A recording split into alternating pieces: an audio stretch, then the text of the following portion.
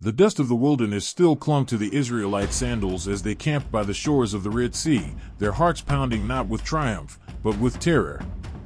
Just days before, they had marched out of Egypt as free men and women, their children laughing, their flocks bleating in the cool night air, liberated by the hand of God Himself after 10 devastating plagues had shattered Pharaoh's defiance.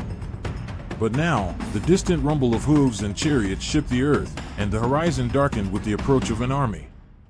Pharaoh, his heart hardened once more, had rallied his finest warriors, his golden chariots gleaming in the sun, his soldiers thirsting for vengeance. "Were there no graves in Egypt that you brought us to die in the wilderness?" the people cried to Moses, their voices raw with betrayal. The sea roared before them, an insurmountable barrier, its waves crashing like the jaws of death, while behind them, the glint of Egyptian spears drew nearer, the air thick with the stench of sweat, leather, and iron. Moses, his face lined with exhaustion but his spirit unbroken, lifted his hands to the heavens and cried out to God, and in that moment, the Lord answered, "Why do you cry to me? Tell the people to go forward." Then, as Moses raised his staff over the waters, a divine wind unlike any natural gale streamed down from the skies, a tempest sent not to destroy, but to deliver. The very laws of nature bent before their eyes, the sea convulsed, the waves recoiled, and the depths were torn in two, revealing a path of dry ground between walls of water that towered like glass, shimmering in the fading light.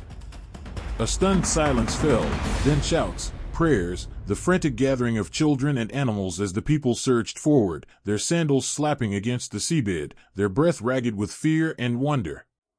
Behind them, the Egyptians hesitated, their horses rearing in panic at the unnatural sight, but Pharaoh, blind with rage, roared the order to pursue.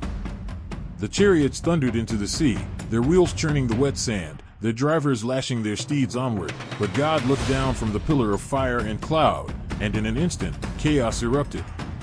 The walls of water trembled, the sea groaned, and with a roar like the voice of God Himself, the waves collapsed upon the army, crushing chariots, swallowing horses and warriors, dragging the pride of Egypt into the abyss.